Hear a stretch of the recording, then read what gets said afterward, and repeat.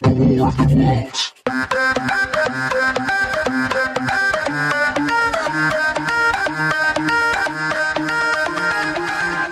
The War of the Worlds.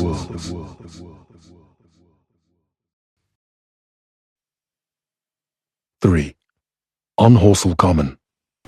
Okay, so for Chapter 3 then, on Horsell Common, we've got the reference this time to another geographical place, another proper noun, Horsell Common. And you can see if you look on a map, if you just Google Horsell Common, it's a real place. And again, this adds to the novel's authenticity by setting it in a place very familiar to many people, many wealthy people who worked in London and commuted in from the leafy suburbs of Surrey, a very affluent area of Woking and Maybury, which is where the narrator lives as well. I found a little crowd of perhaps 20 people. I have already described the appearance of that colossal bulk, embedded in the ground. The turf and gravel about it seemed charred as if by a sudden explosion. No doubt its impact had caused a flash of fire. So you remember last chapter we talked about these sudden outbursts, and Ogilvy had a flash of inspiration, and the grating noise of the cylinder had a sharp effect and jerked an inch or two. So these very sudden movements, and here we've got the same thing, a flash of fire, and the fricative alliteration there, the F sounds, the fricatives, F-R-I-C-A-T-I-V-E, fricative alliteration, or just you could refer to them as fricatives. And they, again, emphasise that suddenness of the fire, flash of fire. And, again, more unpredictability and violence as well associated with this thing. Henderson and Ogilvy were not there. I think they perceived that nothing was to be done for the present, and had gone away to breakfast at Henderson's house. There were 4 or 5 boys sitting on the edge of the pit, with their feet dangling, and amusing themselves, until I stopped them by throwing stones at the giant mass. After I had spoken to them about it, they began playing at touch, in and out of the group of bystanders. So what these boys do is they show the ignorance and the naivety of people at the time, thinking it's just something to be thrown, to have stones thrown at it. Something which presents no threat, just a thing for their amusement. And it sort of symbolises the arrogance of humanity, really. And of course that's what this book is really about. It's about the arrogance of people and how the British Empire is arrogant and superior to other races when actually it shouldn't be, because it's just as fallible as anybody else. And yeah, and then off they go to play touch, or we'd call it tig, wouldn't we now? But the Victorian name for it was touch. So it's just like an amusement, like a playground thing to be played with, or thing to be amused by.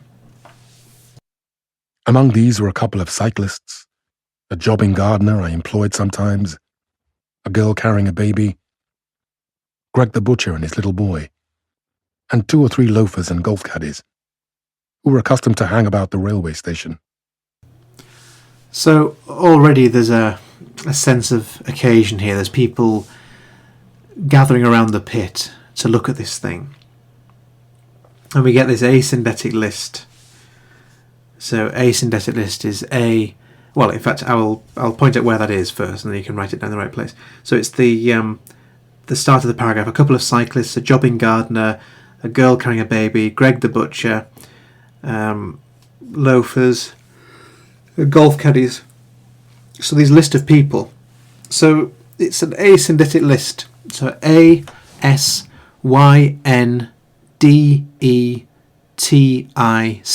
asyndetic list. There aren't connectives, it's just commas between them, and it suggests, it sort of increases the sense of how many people there are watching and standing by. A couple of cyclists, a gardener, literally a butcher, the baker, the candlestick maker. Everyone's there watching these this pit, not talking, just watching. And so there's a sense of occasion, a sense of something about to happen. It's more dramatic tension. There was very little talking. Few of the common people in England had anything but the vaguest astronomical ideas in those days. Most of them were staring, quietly, at the big table-like end of the cylinder, which was still as Ogilvy and Henderson had left it. I fancied the popular expectation of a heap of charred corpses was disappointed at this inanimate bulk. Some went away while I was there, and other people came. I clambered into the pit and fancied I heard a faint movement under my feet. The top had certainly ceased to rotate. It was only when I got thus close to it that the strangeness of this object was at all evident to me. At first glance, it was really no more exciting than an overturned carriage or tree blown across the road. Not so much, indeed. It looked like a rusty gas float. It required a certain amount of scientific education to perceive that the grey scale of the thing was no common oxide, that the yellowish-white metal that gleamed in the crack between the lid and the cylinder had an unfamiliar hue. Extraterrestrial had no meaning for most of the onlookers. So here we're back to using the scientific lexis. H.G. Wells using words like oxide and even hue to describe the sort of rust and the grey scale of this thing. Was no common oxide. It's an unusual colour for an earthly terrestrial rust to take place. This is not normal rust. The yellowish white metal that gleamed in the crack between the lid and the cylinder had an unfamiliar hue. Extraterrestrial had no meaning for the most of the onlookers. So even the word extraterrestrial is sort of a, this was an unusual word back then. It's not so uncommon now, but back then in 1898 when this was being published, very uncommon to think of a word or to use that word, extraterrestrial. So we can probably thank H.G. Wells for coining that phrase, or certainly making it more commonplace. So scientific lexis there adds to the authenticity, makes it more realistic, and therefore makes it more frightening as well. At that time, it was quite clear in my mind that the thing had come from the planet Mars, but I judged it improbable that it contained any living creature. I thought the unscrewing might be automatic.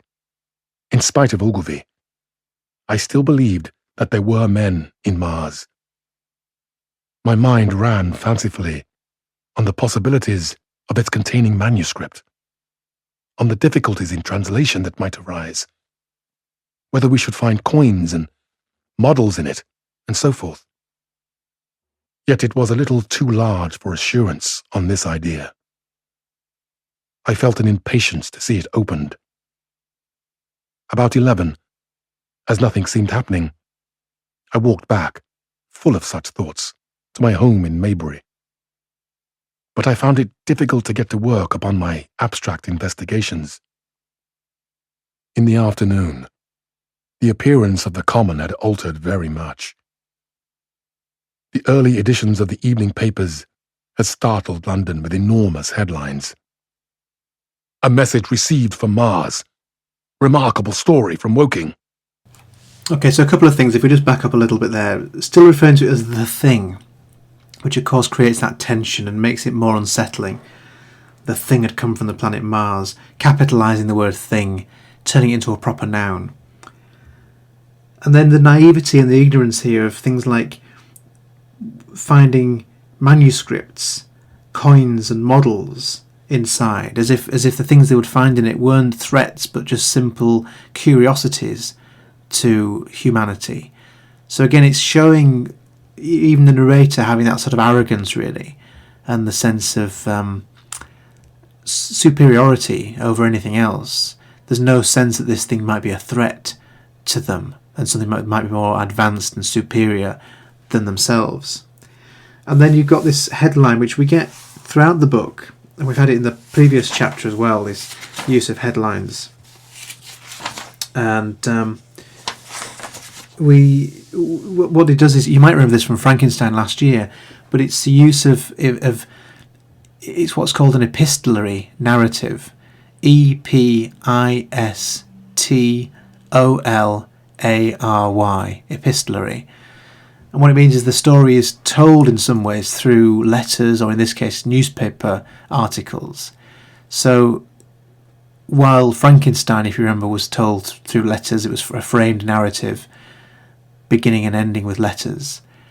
This doesn't do quite the same thing, but it does use newspaper headlines throughout the book to drive things forward and sort of tell us the common opinion of what was happening.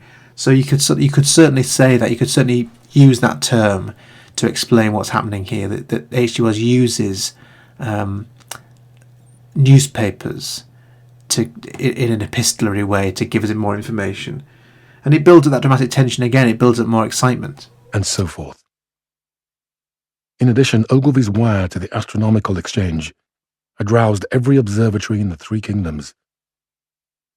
There were 6 flies or more from the Woking station standing in the road by the sandpits, a basket chaise from Chobham, and a rather lordly carriage. Besides that, was quite a heap of bicycles. In addition, a large number of people must have walked in spite of the heat of the day from Woking and Chertsey, so that there was altogether quite a considerable crowd, 1 or 2 gaily dressed ladies among the others. What we have here is this crowd builds and builds, is incrementum, something getting bigger and bigger. So incrementum, I-N-C-R-E-T-U-M, incrementum, is when something is getting increasingly bigger. In this case, it's the crowd of people who are gathering around the pit. There's a larger crowd gathering, which creates not only more tension, but it also creates more risk, because, of course, when the Martians do attack, there are more people then to suffer. It was glaringly hot. Not a cloud in the sky, or a breath of wind, and the only shadow was that of the few scattered pine trees. The burning heather had been extinguished, but the level ground towards Ottenshaw was blackened as far as one could see, and still giving off vertical streamers of smoke. An enterprising sweetstuff dealer in the Chobham Road had sent up his son with a barrow load of green apples and ginger beer. So if we weren't convinced already that humanity are seeing this as a bit of a spectator sport, ladies dressed gaily, so in their finest dresses, almost like they're going out for a day at the races, for example. People gathering, even a lordly carriage gathering to watch the Martians, or see the dead men from Mars, as the newspapers are calling it, or a message from Mars. An enterprising sweetstuff dealer has now set up a cart, a kiosk, selling green apples and ginger beer. So there's a real sense of arrogance, of just no sense of any sort of broader issue or bigger picture than themselves. If they knew, obviously, the real threat that's inside this cylinder, they wouldn't do this, but there's a sense of superiority, that nothing could challenge them, nothing could threaten them, that they are superior, even to the point that someone will set up a cart at the side and sell snacks for people to buy while they're watching this cylinder. So I suppose the point I'm making there is that it links back to the British Empire, where it's really making a point that the arrogance and superiority of humanity, really, but specifically British humanity, is really being held up for inspection here, I think. Going to the edge of the pit, I found it occupied by a group of about 6 men, Henderson and Ogilvy, and a tall fair-haired man that I afterwards learnt was Stent, the Astronomer Royal, with several workmen wielding spades and pickaxes. So although H.G. Wells has protected the real identity of the Astronomer Royal, calling him Stent, it's a real title and a real role. There was a real Astronomer Royal, and probably still is. It was set up in the 17th century as the sort of royal, what's the word? Sort of laureate, really, for the sort of link between the science and the crown. And here, so it's Stent. So this is the expert. Here we have someone who's come from London as the Astronomer Royal, sort of the authority figure really on astronomy, has come here himself to witness this. So this is an important event. That sense of incrementum again building and building. More and more people arriving, more important people arriving. This is an occasion. And what that means is more dramatic tension. Stent was giving directions in a clear, high-pitched voice. He was standing on the cylinder, which was now evidently much cooler.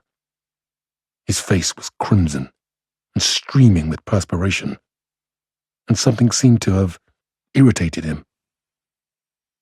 A large portion of the cylinder had been uncovered, though its lower end was still embedded. As soon as Ogilvy saw me among the staring crowd on the edge of the pit, he called to me to come down, and asked me if I would mind going over to see Lord Hilton, the lord of the manor.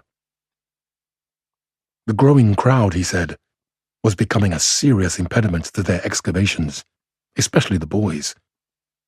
They wanted a light railing put up, and help to keep the people back. He told me that a faint stirring was occasionally still audible within the case, but that the workmen had failed to unscrew the top, as it afforded them no grip.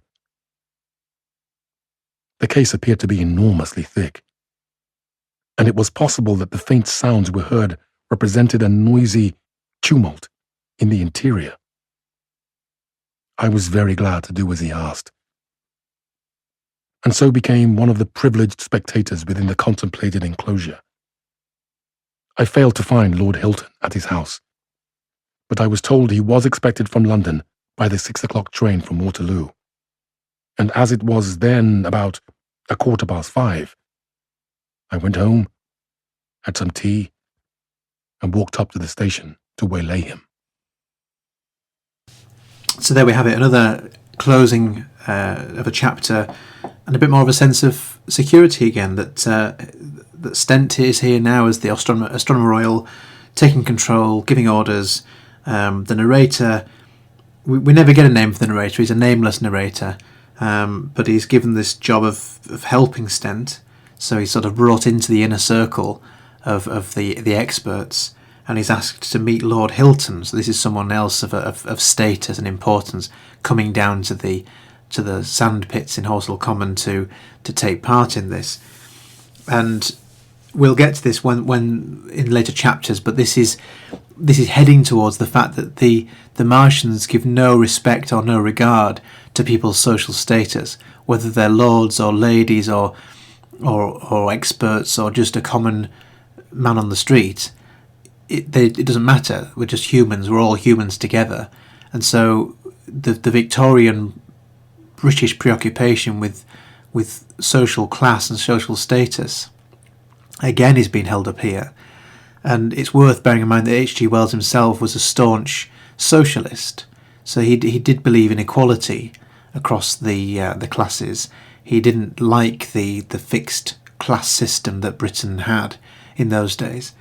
And we'll find this as we read an Inspector Calls as well, in which one of the characters, Mr. Burling, refers to H.G. Wells as one of these, what does he call them? I guess there's a derogatory name, a nickname for them, but essentially means that they're all quacks, they're all sort of just a joke, these socialist types like H.G. Wells. So he's known as a socialist, and here he's the narrator has to go to the station at Woking to gather Lord Hilton, but he goes home, has some tea first, has a wander up to the station. It's all quite laid back. It's another false sense of security before the next chapter, which of course is titled The Cylinder Opens, and therefore there's that, again, dramatic tension and excitement as we find out what's inside.